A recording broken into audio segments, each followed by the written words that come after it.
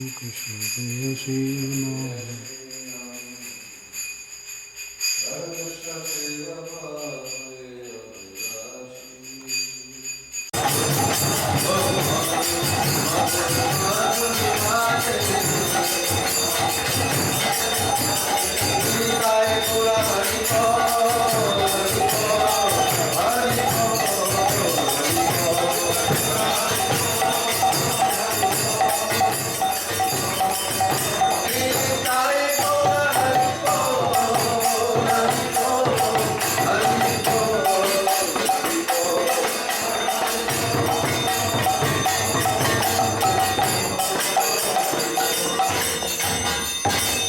Ram.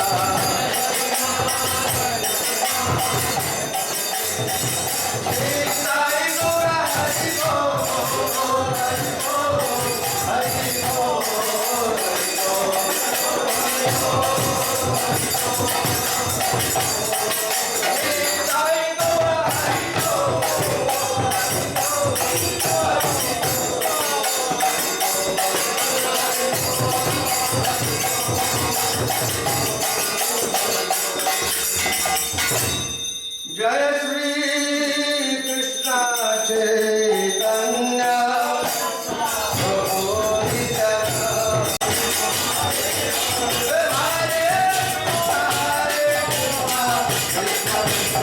Hare Hare Hare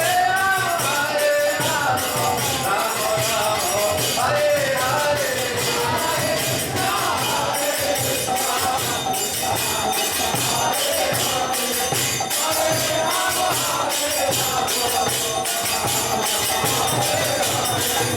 Hari Haraya Nama Krishna Jagannath Hare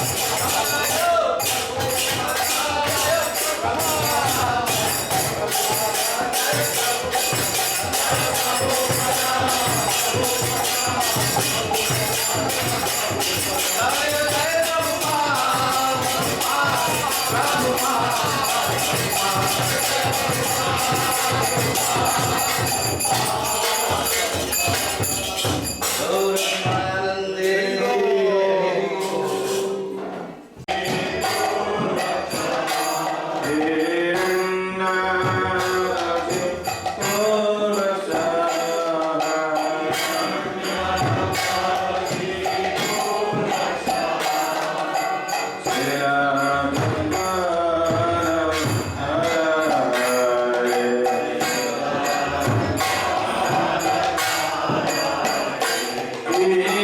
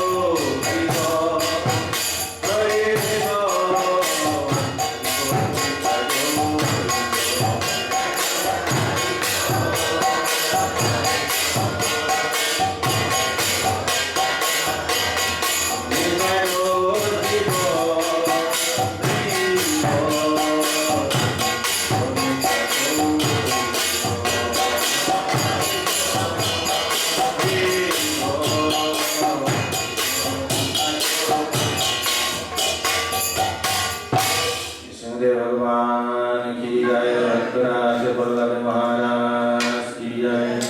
Nitai Gaur Premanande.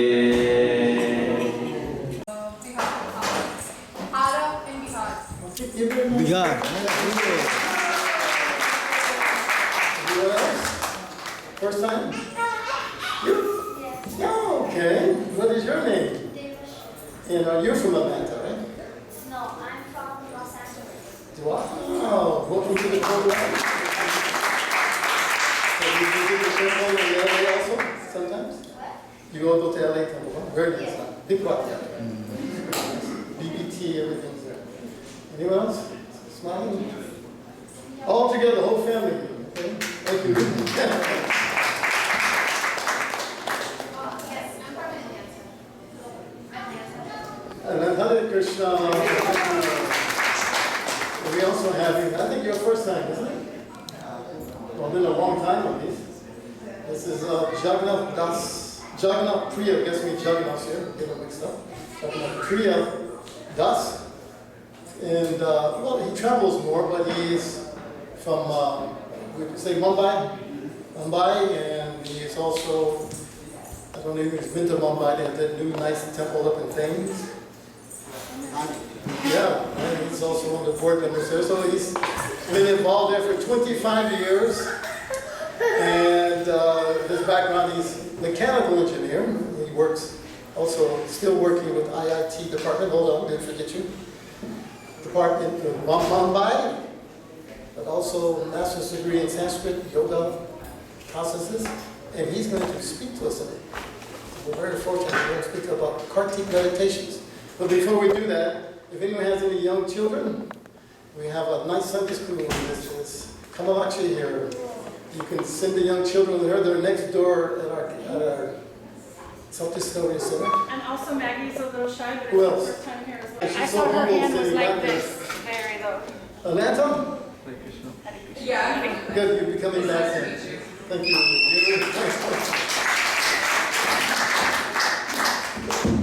So without further ado, if you all could move over this way some and face Prabhu, it would be easier for him to talk to you.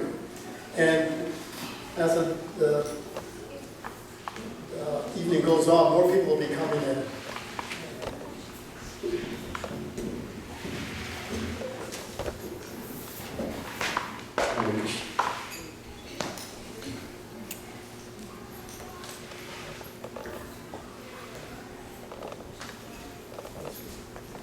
Vasudevaya. Om Namo Bhagavate Vasudevaya.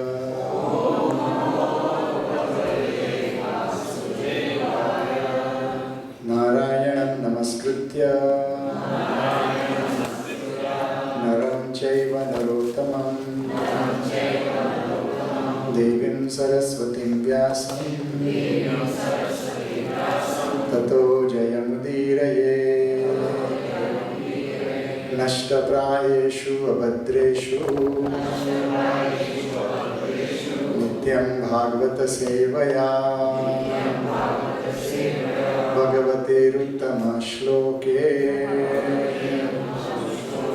Bhaktir Bhavati Naishtiki Krishnaya Vasudevaya Devaki Nandanaya Cha Nanda Gopa Kumaraya Govindaya Namo Namaha.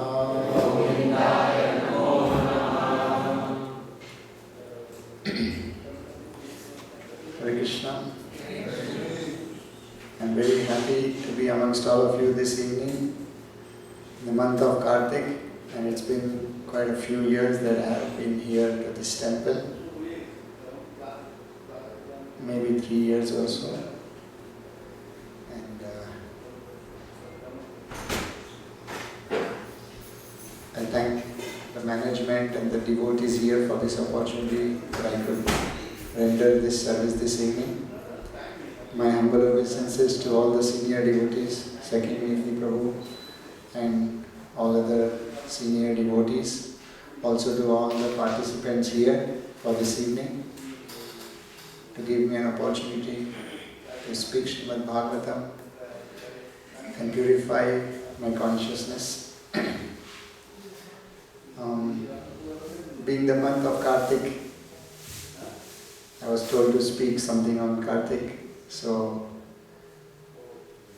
I'll be reading something from the second canto of Srimad Bhagavatam, and then we'll discuss about the Mahima or the glories of Kartik month. So this is text number 5 from the 8th chapter entitled Questions by King Parikshit, Canto 2 of the Srimad Bhagavatam. Pravishtaha karnarandhrena. Okay. Pravishtaha karnarandhrena. Svanam bhava saroruham. Dhunoti shamalam Krishna. Salilasya yatha sharad. Pravishtaha karnarandhrena. Svanam bhava saroruham. Dhunoti shamalam Krishna. Shalilasya yatha sharad. Pravishtaha karnarandhrena. Svanam bhava saroruham. Dhunoti shamalam Krishna. Shalilasya yatha sharad. Translation and purport by His Divine Grace Shri Bhaktivedanta Swami Prabhupada. Translation. The sound incarnation of Lord Krishna, the Supreme Soul, that is Srimad Bhagavatam, enters into the heart of a self-realized devotee, sits on the lotus flower of his loving relationship, and thus cleanses the dust of material association such as lust, anger and hankering. Thus it acts as autumnal rains upon pools of muddy water. Purport. It is said that a single pure devotee of the Lord can deliver all the fallen souls of the world.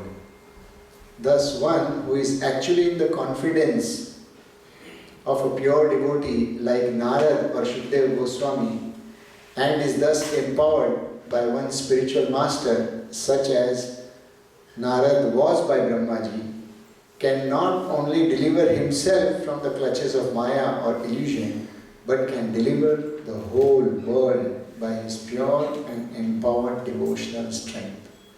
The comparison to the autumnal rain that falls on muddy reservoirs of water is very appropriate.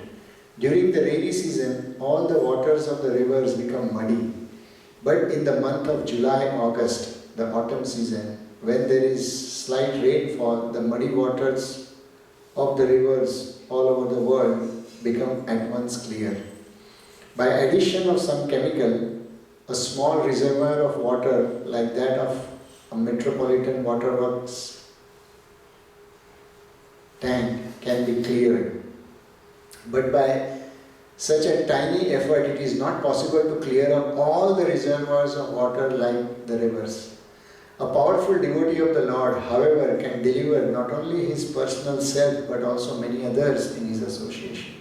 In other words, the cleansing of the polluted heart by the other methods like the culture of empiric knowledge or mystic gymnastics can simply cleanse one's heart, but devotional service to the Lord is so powerful that it can cleanse the hearts of the people in general by the devotional service of the pure, empowered devotee. A true representative of the Lord like Narad, Shukdev Goswami, Lord Chaitanya, the 6 Goswamis and later Srila Bhaktivinoda Thakur and Srimad Bhaktisiddhanta Saraswati Thakur, etc. can deliver all the people by their empowered devotional service. By sincere efforts to hear Srimad Bhagavatam, one realizes his constitutional relationship with the Lord in the transcendental humor of servitude, friendship, paternal affection or conjugal love, And by such self-realization, one becomes situated at once in the transcendental loving service of the Lord. Not only were all the pure devotees like Narad self-realized soul, but they were engaged in preaching work automatically by spiritual impetus, and thus they delivered many poor souls entangled in the material modes. They became so powerful simply because they sincerely followed the Bhagavatam principles by regular hearing and worshipping. By such actions, the accumulated material lusts, etc., become cleansed by the personal endeavor of the Lord within them. The Lord is always within the heart of the living being, but He becomes manifested by one's devotional service. Purification of the heart by the culture of knowledge or mystic yoga may be alright for the time being for an individual person, but it is like the cleansing of a small quantity of stagnant water by chemical processes. Such clarification of water may stand for the time being and the sediments settle down, but by slight agitation everything becomes muddy.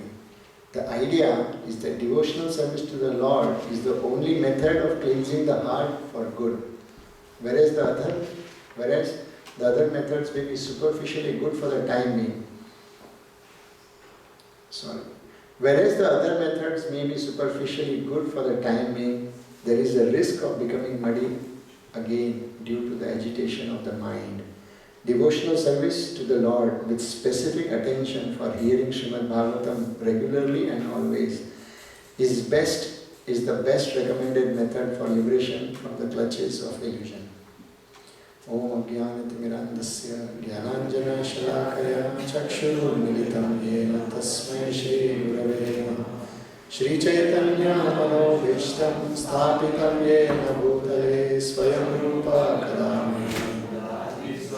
Kadantikam Vandeham Shri Guru Shri Yuta Padakamalam Shri Gurun Vaishnavamscha Shri Rupam Sagrajatam Sahagana Raghunathanvitam Tam Sajivam Sadvaitam Savadutam Parijana Sahitam Krishna Chaitanya Devam Shri Radha Krishna Padam Sahagana Lalita Shri Vishakhanvitamscha He Krishna Karuna Sindhu Dinabandhu Jagatpate Gopesha Gopika Kanta Radha Kanta Namostute Tapta Kanchana Gaurangi Radhe Vrindavaneshwari Rishabhanu Sute Devi Pranamami Haripriye Vancha Kalpatarubhyascha Kripa Sindhubhya eva cha Patitanam Pavanebhyo Vaishnavebhyo Namo Namaha Jai Shri Krishna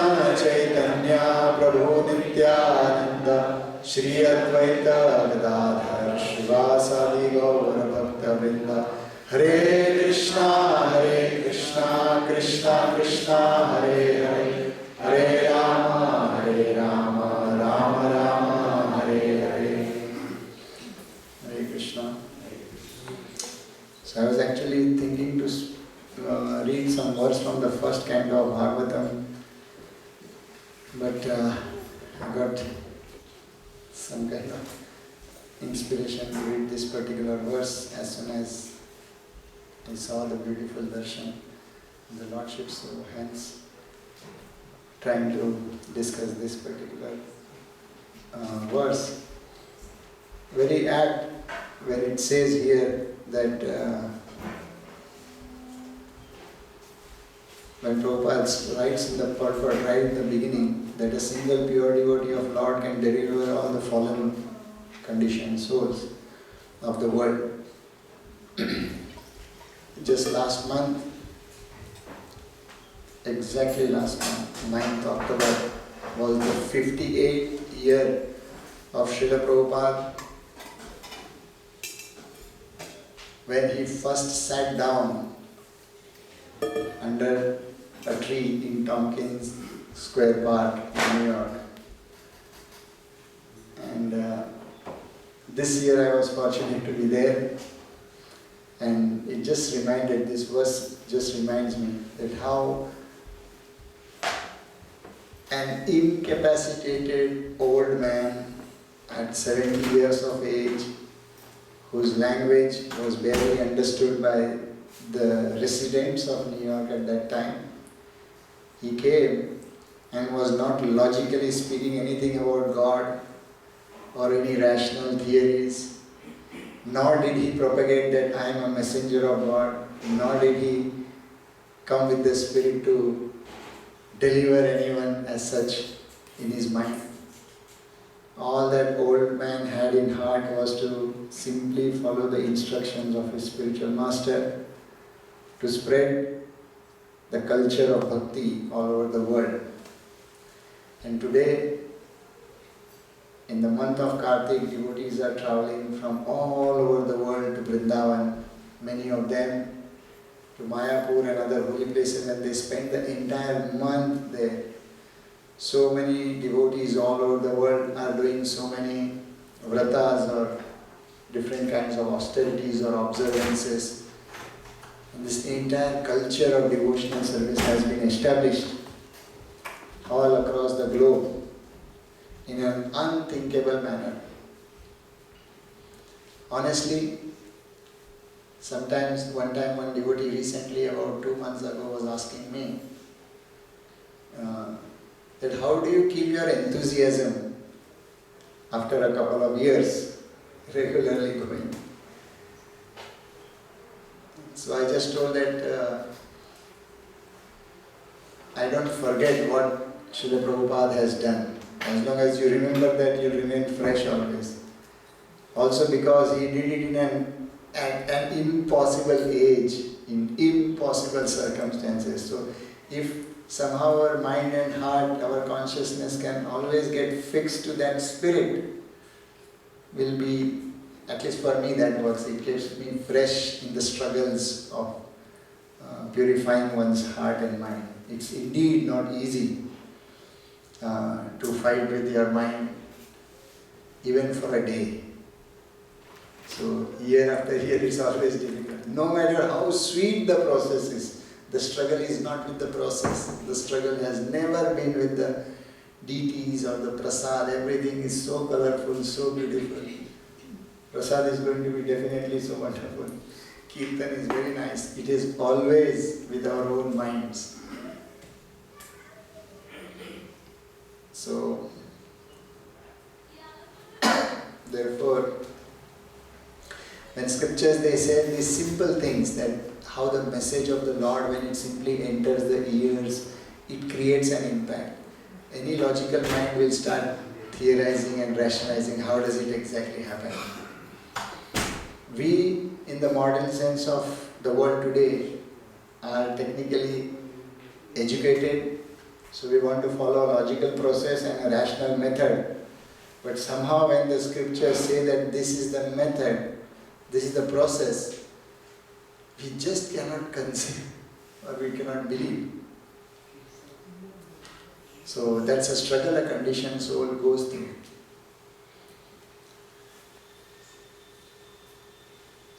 Just last year, in one of the climate conferences in Paris, have you been following or listening something about climate crisis?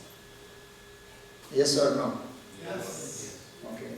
The world is in some kind of crisis. So in that conference, one astrophysicist was called for, and they took his opinion. Now he has nothing to do exactly with conferences because all he's measuring is planets and galaxies and so on. This was because they wanted to figure out if human beings on this planet have created some kind of chaos. So what about living entities in different parts of the universe? If they could be, what is their contribution in their small climatic issues? So interestingly, they call this person to know that are there any intelligent forms of species just like human beings elsewhere? So first there was an estimation of how many possible planets life could exist. So they asked him how many planets are there today calculated.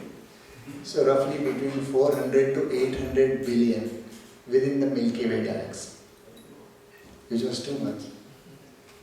So there are some other theories which say some other numbers, but anyways, it's a very huge number.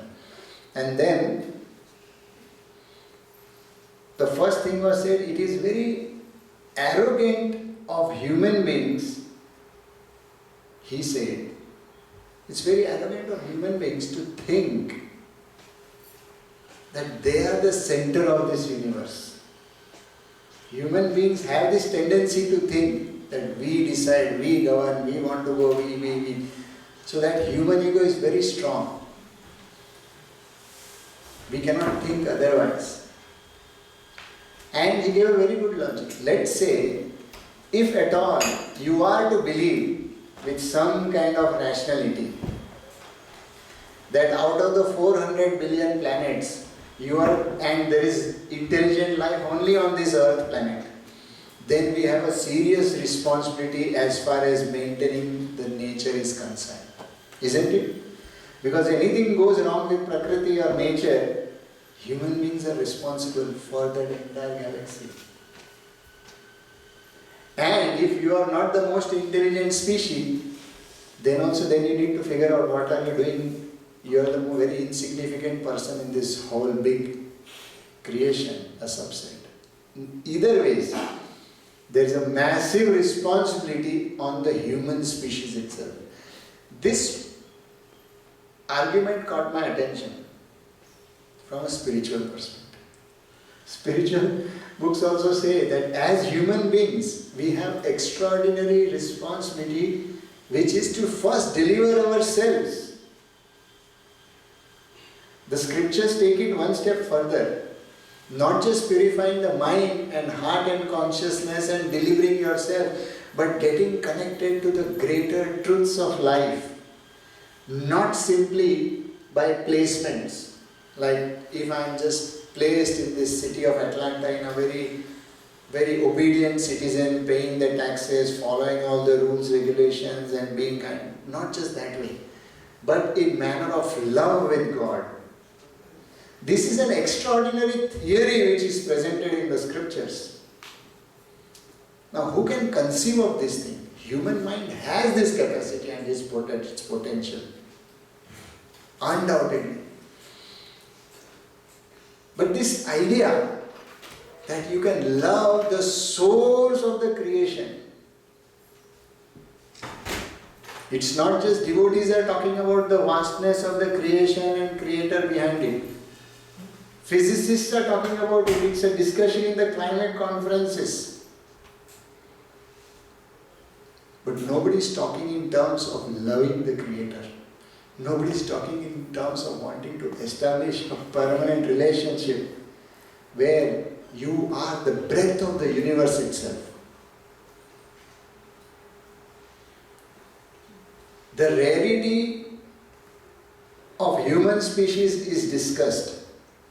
And when a person becomes sincere and desires to follow spirituality, then he understands that it's not just rare to have a human birth, but it is also rare to be a seeker of God.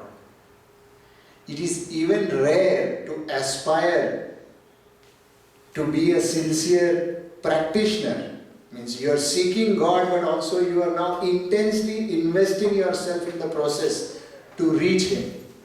These are two different things. When you intensely invest yourself in wanting to reach God, you are called as a jnani, one who is knowledgeable, who knows what to do. And then later, furthermore, more rare is that person who wants to reach out to God in sense of devotional service, in the sense of bhakti, wanting to experience love, to love God and to be loved by God. Even more rarer. The mysticism never stops. So many years are good, then we have very blessed years. In the years we have blessed months, like it is called Margashirsha month, is a blessed month. In the Bhagavad Gita, Krishna says in the 10th chapter. that among the months, Masana Marga Shirshoham, I am the Marga Shirsha month, technically a month of harvest. People are happy because today the harvesting has no meaning because we are so out of touch with reality. Our jobs give our milk and fruits. We don't exactly have that appreciation of harvesting season. But just about 100 years ago, that was not the case. The modern lifestyle is just, industrial revolution is hardly 200 years old. Otherwise, since thousands of years of the known history, it has been agriculture based. So seasons had a lot of importance. Therefore, Krishna says, I am that season where people truly harvest. And if the harvesting season has to be there, then you have to be living within the latitudes where there are seasons existing. Proper seasons. If you are in the North Pole or South Pole, you will never understand what is harvest season. Because it may come only once a month, once in a year, for a month or two. The season will come, but there is nothing to harvest because before that there was a ground not fertile enough. So essentially it's very limited. So anyways, yet then when you go in the process of bhakti, this month of Kartik is known to be the most auspicious month, one of the most auspicious months. For whom?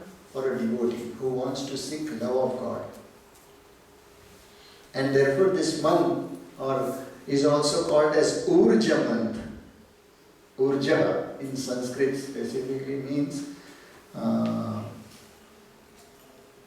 Pranayo, Urja Bala Pranayo. Urja is spoken in the context of strength, Bala.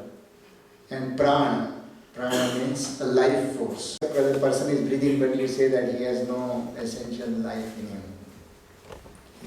He's finished, there is no life left in him. So that which makes a person lively. So this Kartik month is also called as Urja month.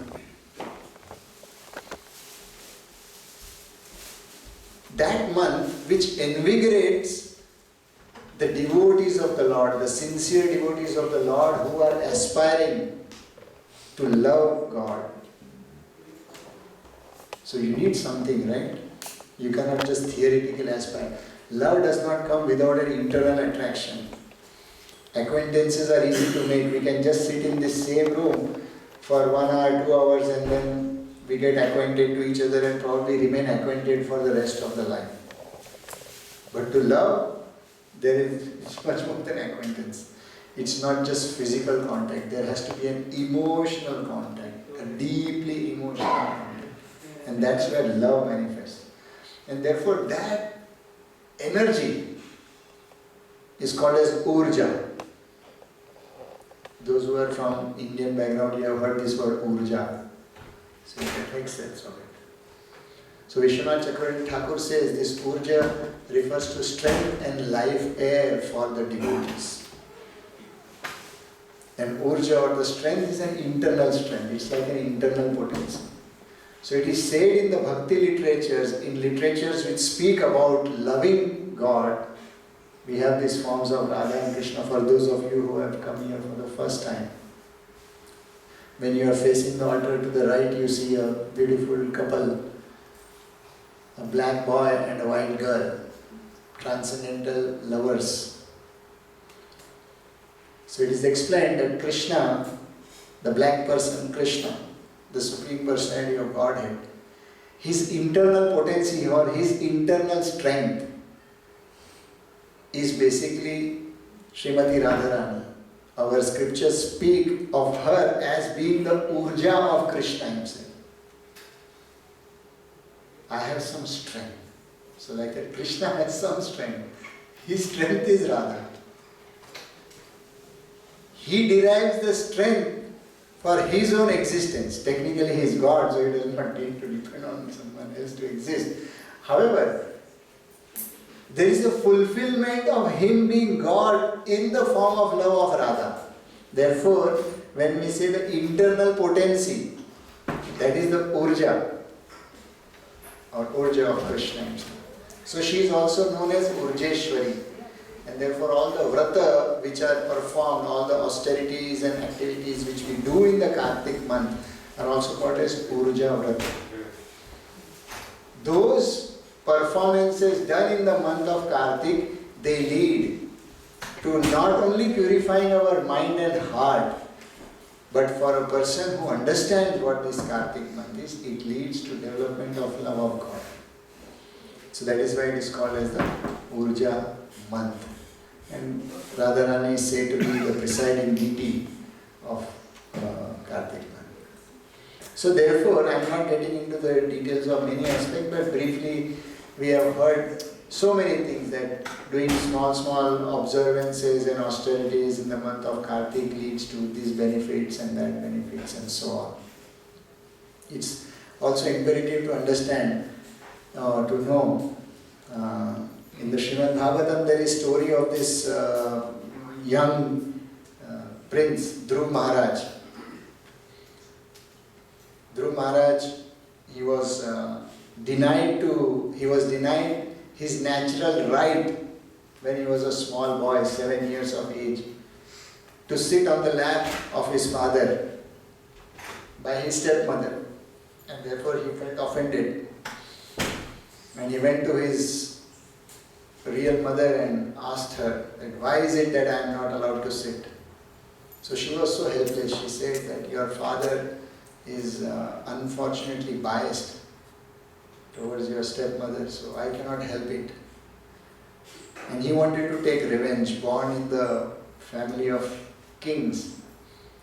So naturally you inherit that kind of a blood. So he wanted to take revenge. So mother said, you will not be able to fight the king.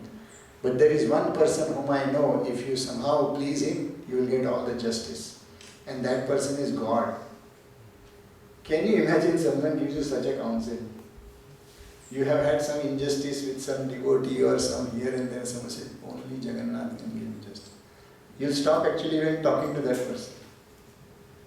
It's a very lofty prayer, but so real in that sense that she knew that apart from God, no one can help my little child.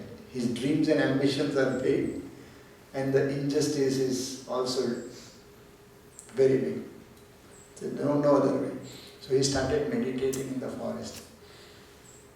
So in Vrindavan, if you have, some of you, I don't know if you, how many have been to Vrindavan?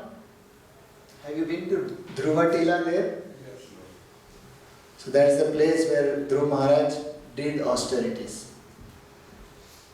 And there, in that place he would also worship the form of Damodar, the same form of Krishna which was tied by Mother Yashoda.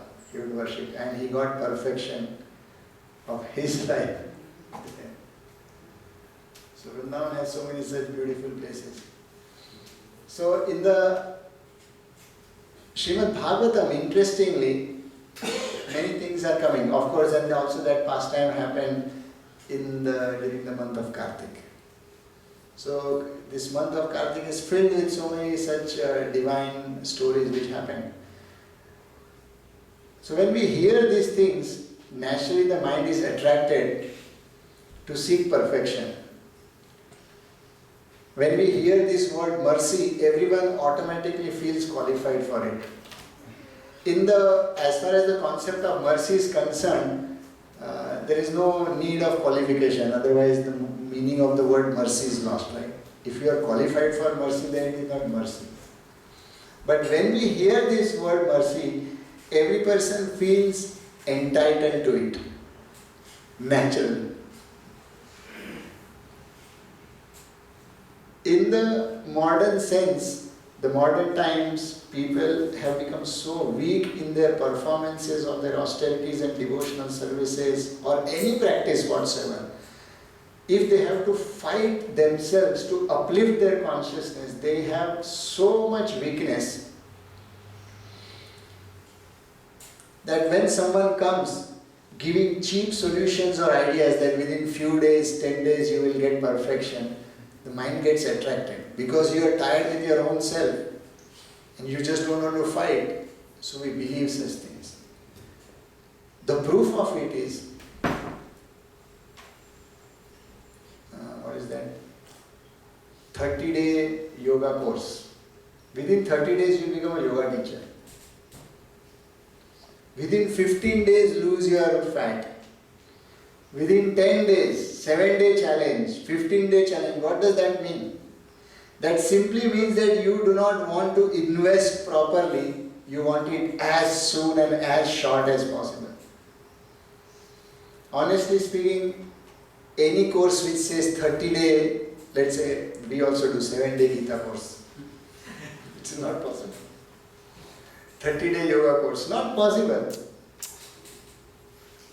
It would take at least 2-3 months for you to get the sense of how your body works before you start doing yoga. 30 days, and then people become teachers. They learn everything within 10 days, 15 days, 20 days, 30 days, and they feel entitled that now they know things, they should get a platform to exhibit in whichever manner. It's the same mentality when it comes into the process of devotional service. A person feels entitled.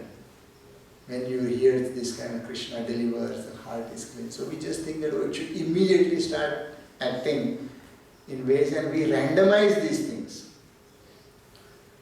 That's not how the process of bhakti works. Therefore, if someone meticulously reads Srimad Bhagavatam, you will see none of the devotees were careless in any of the aspects of applications of the process of bhakti. We have heard about austerities such as fasting, chanting more, reading Bhagavatam morning and evening, and so on.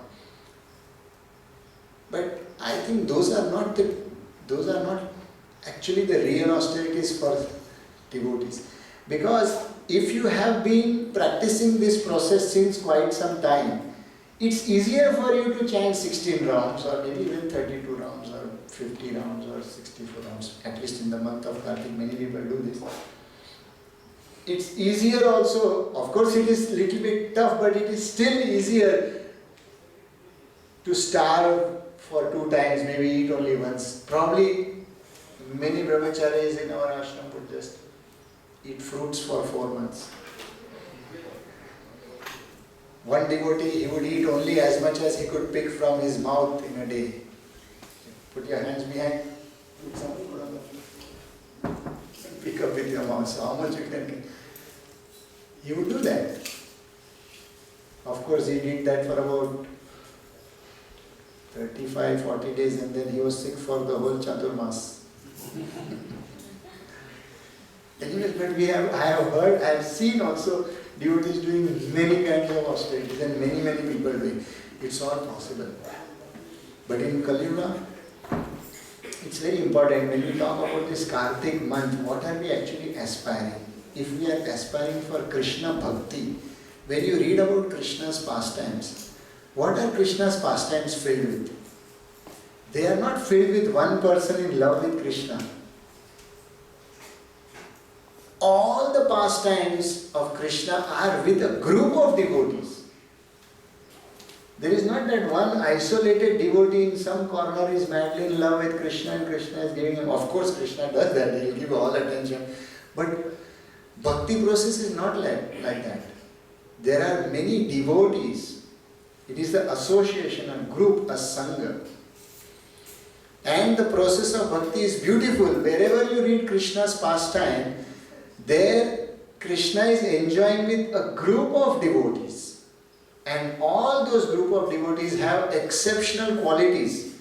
Not in terms of austerity. None of the devotees are very austere compared with respect to the austerities which are mentioned in the Skanda Purana and Padma Purana and so many other Puranas to do in Kartik month. If you simply contemplate on what were the qualities of the group of devotees as a group, what were their qualities and how Krishna was interacting. And then I feel that in modern times it is very, that is the most challenging austerity. To have a loving group of devotees, that is so essential. When devotees, sadhakas, practitioners, when they love each other's association, you don't need to seek Krishna. Krishna will seek you. He will come. When Narad Muni simply says, when Krishna says that wherever my devotees are singing and chanting, I appear. It's not singing and chanting just with mridangas, harmoniums and sound system and all that. If there is no element of love, it is just ritual. And mind you, there are very good singers out there in the world who have, and very great poets who know how to very nicely arrange words that one who relishes literature will fall in love with that poetry. You will get attracted to Krishna just by reading poetry. But that fellow, he may not have love for Krishna. He has love for the language, for sure. But not for Krishna necessarily. So it is extremely important that devotees have very good loving relationships, and if that exists, even when you are not in temple, you will feel you are in Vrindavan. If you just have a bunch of few devotees with each other, loving relationship. Loving relationship do not just happen automatically. You cannot force love. It requires, for love to flourish amongst the group of devotees, there has to be honesty in each one. There has to be sincerity in each one. And when that happens, automatically the bond is built. The bond is not simply built by ritualistic practices of the highest philosophy of the world. And these simple things are sometimes so overlooked. And then we feel that I am practicing, I'm starving myself, I'm shouting myself, I'm reading everything, and still nothing is working. Why? Because the sweetness does not come that way.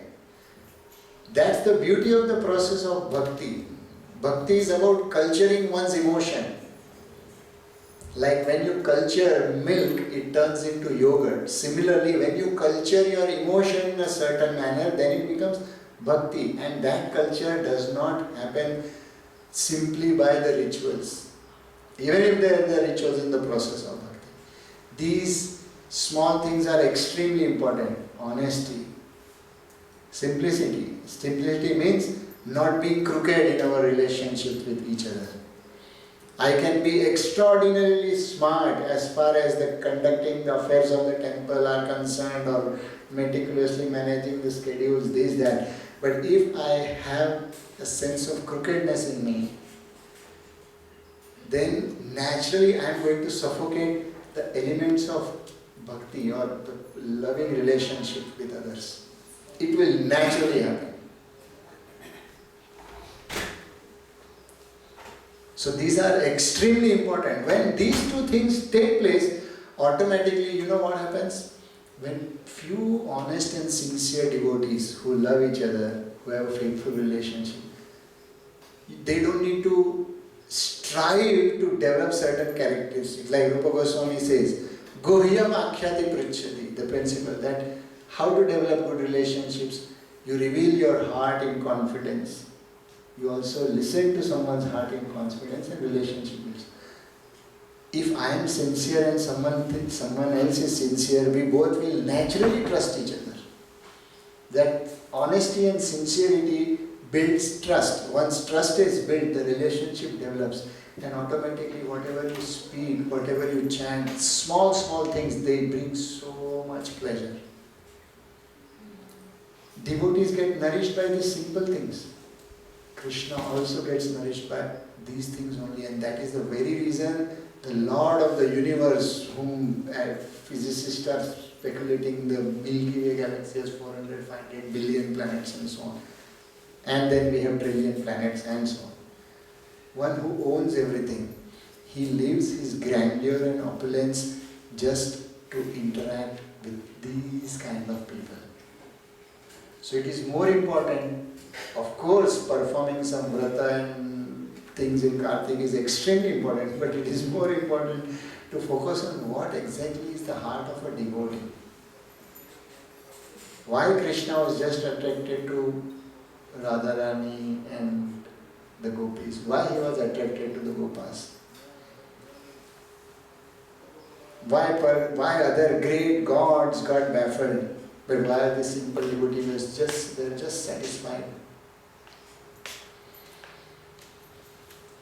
So much so that in the Srimad Bhagavatam,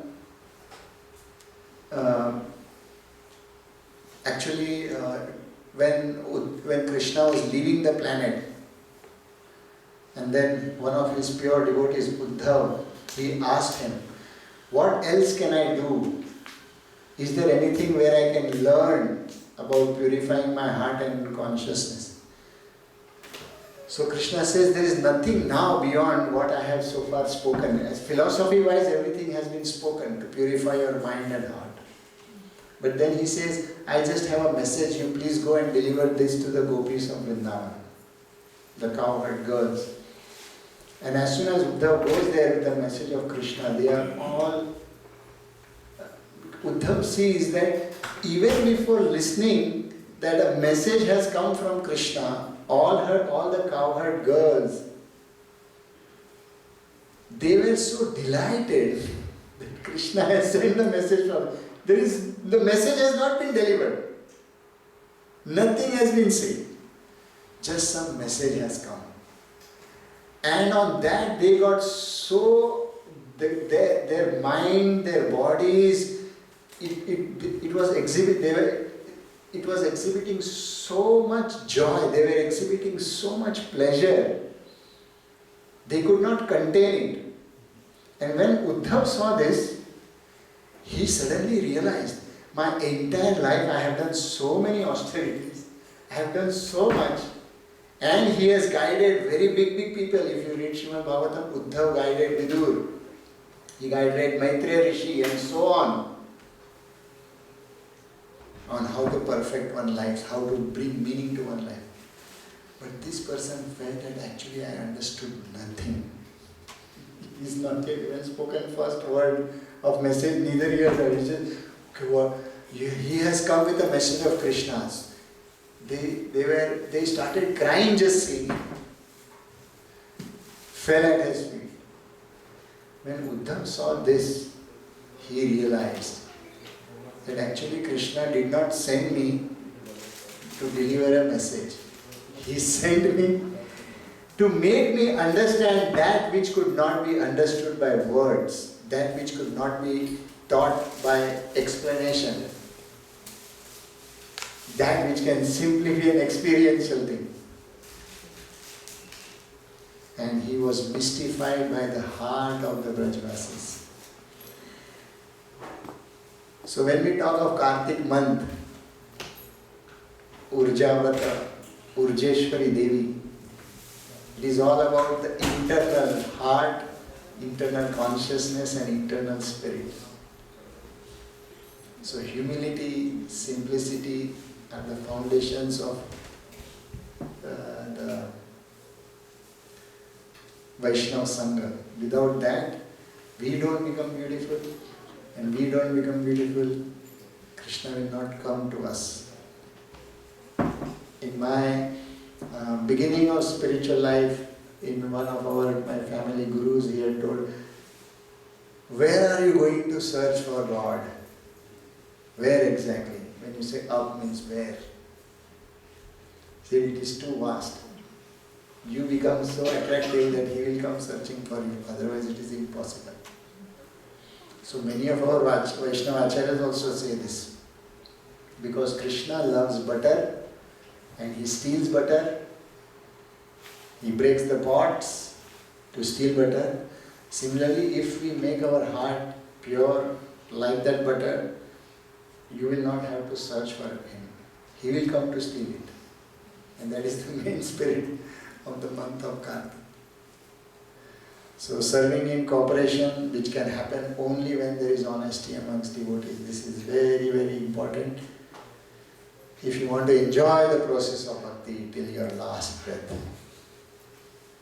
and practicing gratitude under all circumstances. If every year, if it can be a nitya practice, no doubt, but at least in Kartik month, if we can practice it sincerely, that would be worth any other tapasya, more than any other tapasya. So, in the second canto of Srimad Bhagavatam, specifically, I think, one verse before this, Shrunvatah Shraddhaya Nityam Gunatascha Swacheshtitam Kalena Na Ati Dirgena Bhagavan Vishate Ridhi. Persons who hear Srimad Bhagavatam regularly and always taking the matter very seriously will have the personality of Godhead Sri Krishna manifested in their hearts within a short time. The interesting word here is swacheshtitam. Swacheshtitam means you are personally invested and you have personally deliberated, not repeating certain things just for the sake of it. Only for those Shrunvataha, those who are hearing to personally invest themselves with faith. Gunatascha, Grinataha cha, sorry. Those who are listening the subject matter and absorbing it, not in a ritualistic manner, but to get themselves more invested personally. Swacheshtitam is a very key word here. Personally invested. Means you deliberate on every small thing. Not out of faith because someone has said. We have to make it our own deliberation. Even if Prabhupada has said, even if Krishna has said, we have to also make it our own deliberation. For such people, what? Na ati dirghana. Very soon Krishna manifests in one's heart. Granthra Srimad Bhagavatam ki jai. Srila Prabhupada ki jai. Any questions or comments? Shiki Mahiti Prabhu, can we take some questions? 1 minute. Anyone have any questions? Don't be shy. Well, afterwards, you'll be here for Sridhar meeting in the right? Yeah. So you all can come up during the feast. We're going to serve the feast inside today. It's a little cold. And if you have any questions and you're a little bit shy to ask, you can ask Prabhu on any subject at that time. So there's grace, Jagannath, priya, okay.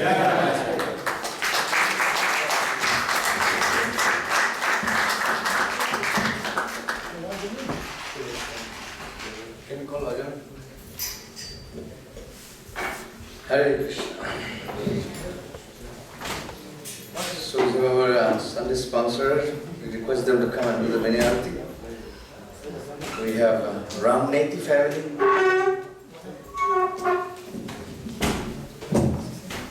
Ram Neti family, if you're here, please come forward. Come in the front.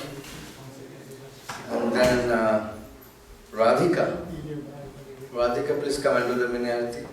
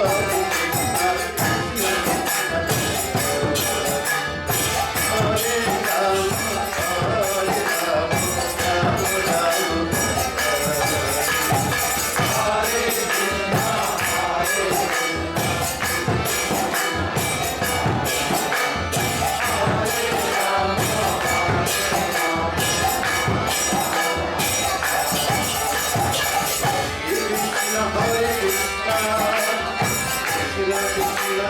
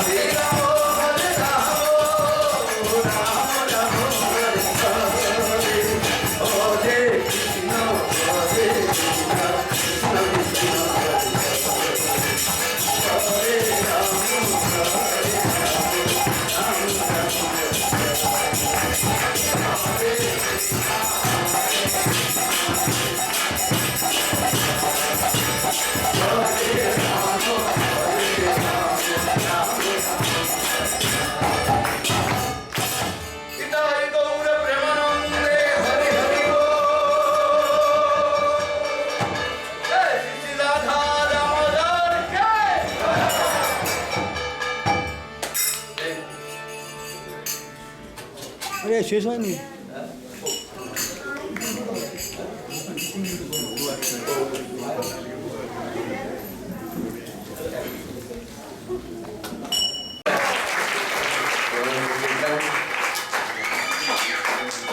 Yesterday he did Kirtan up to 1 o'clock at night. Evening 6 p.m. House until program. 1 o'clock. So it was a very big Kirtan we had. So we have our Sunday sponsor, Ramniti and family. They are not here, they are on the way. So they are asking blessing from all the Vaishnavas for the month of Kartik. So that's why they are sponsoring the feast for all the devotees. Can we pray for them? Yes? So let us raise your hands, 2 hands, and we pray for them. Hare Krishna, Krishna Krishna, Hare Hare, Hare Rama, Rama Rama, Hare Hare. Thank you very much. Then we have Ajit Krishna Prabhu and Deva Madhurjan family. They are requesting the prayers and the blessings of the devotees in the month of Kartik. So they are praying, they are asking prayers from all the Vaishnavas. That's why they sponsored the Sunday feast. So I request, they are not here, the parents are not here, but the daughter, she's here. Can you come, Radhika?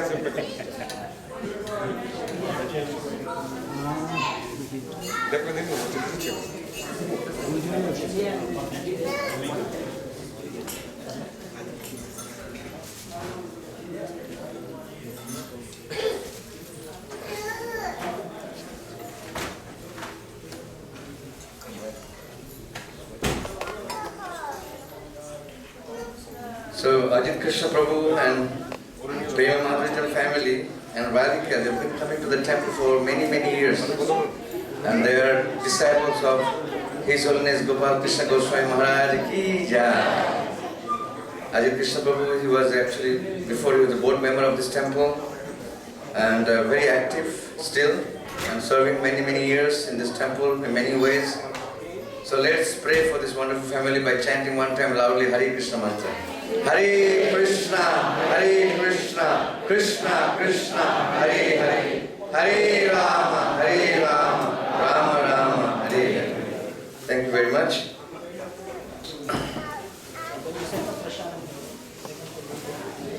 So we'll just make a couple of announcements for different events that's going to come in the month of November. So on 12th November, Tuesday, is Uttan Ekadashi.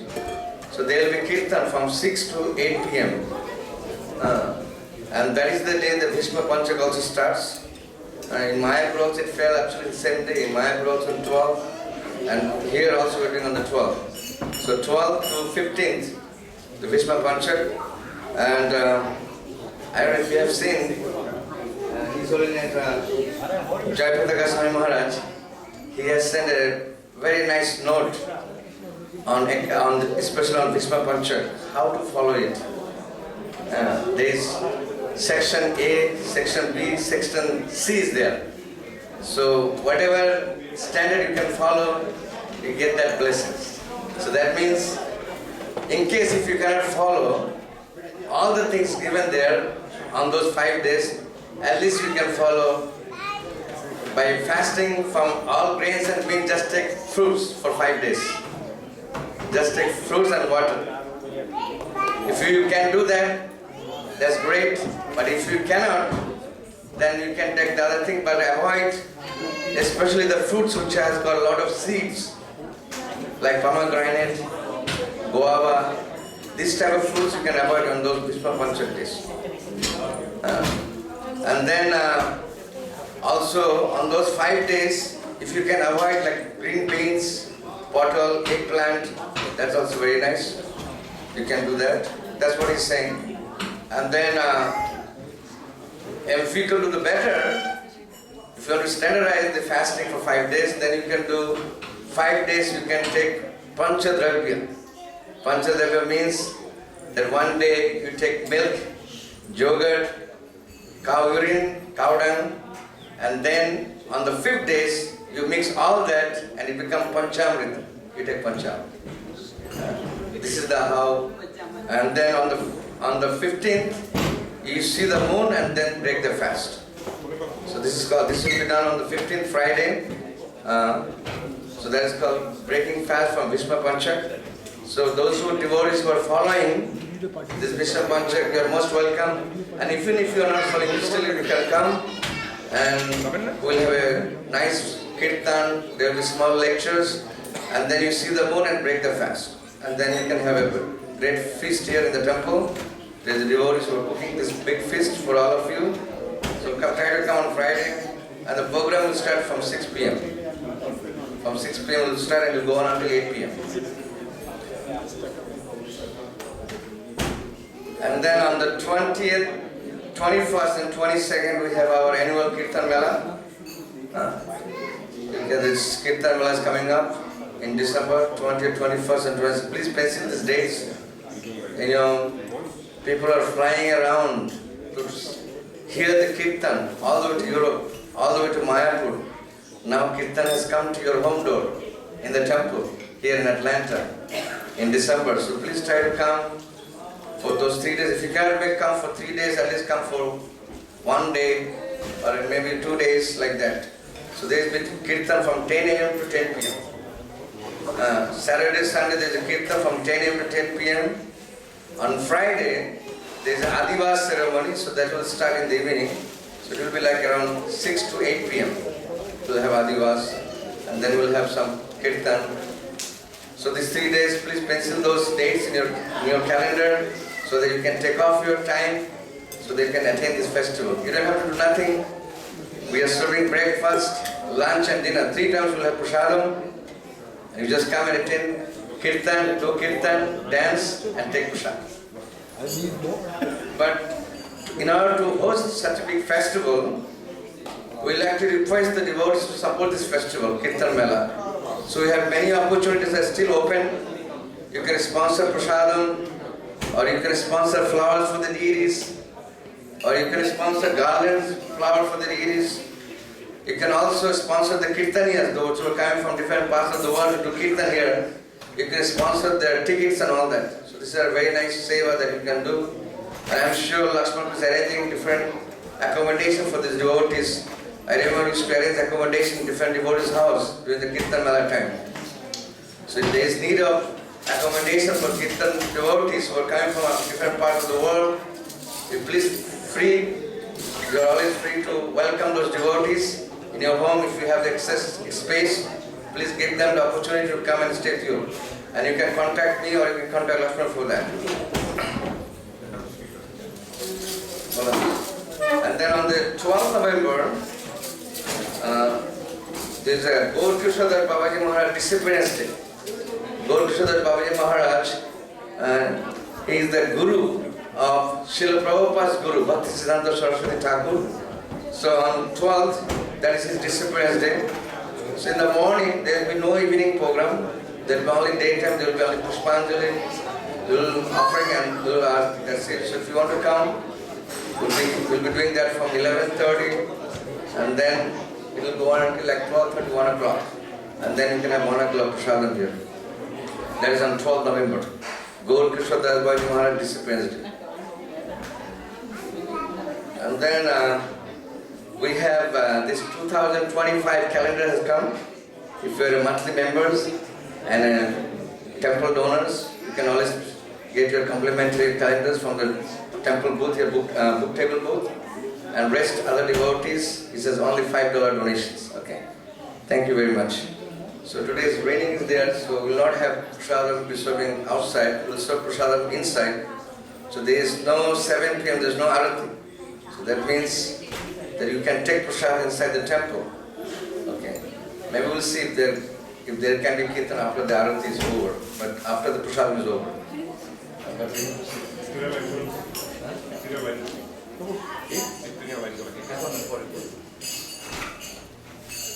So please come and take the final darshan of the deities and the prasadam will serve inside. Thank you very much. Hare Krishna.